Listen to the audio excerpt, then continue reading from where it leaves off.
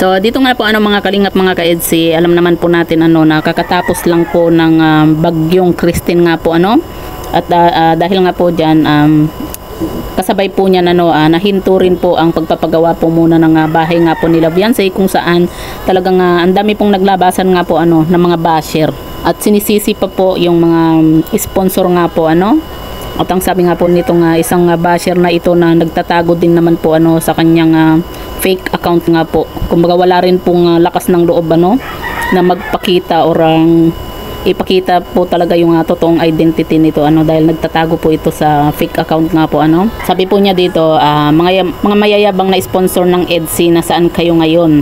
Kayo ang may gusto na second floor ang bahay ni Beyonce, ngayon nahinto, nasaan na kayo?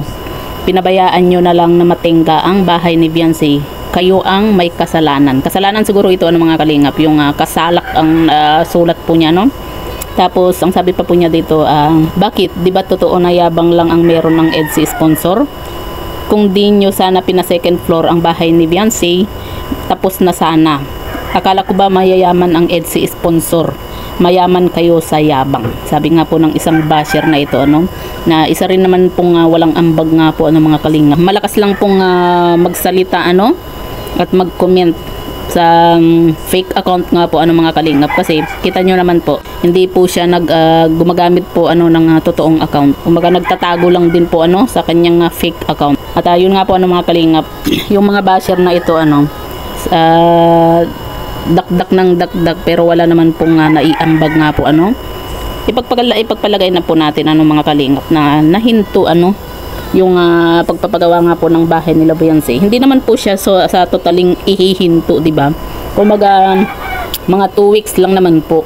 Kasi nga po naglilikom pa po ng fans nga po mga kalingap. Kasi syempre 'di ba, marami pa pong marami pa pong tinutulungan itong si Kalingap Rab nga po at gusto nga po niyang unahin po muna yun kagaya na lang po ng bahay nga po nila Christian, na alam naman po natin na talagang sirang-sira din po yung bahay nga po ng magkapatid na Christian nga po mga kalingap. Minsan nakakagigil lang din po mga kalingap yung mga basher na ganito kasi salita po sila ng salita na wala naman po silang ambag, 'di ba? At least kahit pa sabihin po natin na naihinto yung pagpapagawa nga po ng bahay nila Beyonce. Kumbaga malaki pa rin naman po yung naitulong ng mga sponsor. Kaya bakit natin binabash yung mga sponsor na malaki po yung naitulong din po ng mga sponsor. Hindi lang naman po kay Beyonce po sila nag-i-sponsor maging sa ibang beneficiary rin po ni Kalingap Rab, 'di ba? At kung kagustuhan man po nila na ipa second floor po yung bahay nila Beyonce, dahil nga po sa nakikita naman po nila na marami po kasi sila Beyonce, 'di ba? At saka yung iba pong sinisisi pa po at binabash itong si Beyonce. Wala naman pong kasalanan itong si Beyonce nga po kasi sumusunod lang naman po siya kung ano po yung gusto ng sponsor, kung ano po yung sasabihin ni Kalingap Rab, 'di ba? Si Beyonce po ay oo lang po siya ng oo sa mga gusto po ng sponsor at ni Kalingap Rab, 'di ba? Hindi po natin sabi nga po nila, 'di ba? Ang gusto nga po nila kahit kubo lang, ang mahalaga makalipat po sila, 'di ba?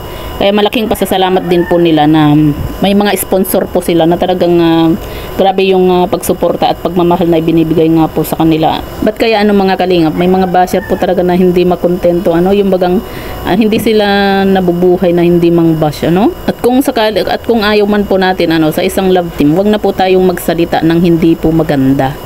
Kasi nagkakaroon pa po tayo ng kasalanan dahil sa mga sinasabi po natin na hindi po magaganda nga po mga kalingap. Sabi nga po ni Kalingap Rab, 'di ba?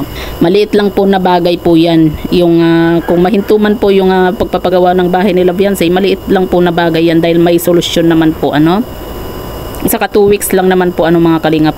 So kayo po mga kalingap mga ka-EDC, ano po yung masasabi nga po ninyo sa mga ganitong basher nga po, kung saan wala naman pong mga ambag pero kung makapagsalita kahit na makapanakit na po sila ng tao mga kalingap.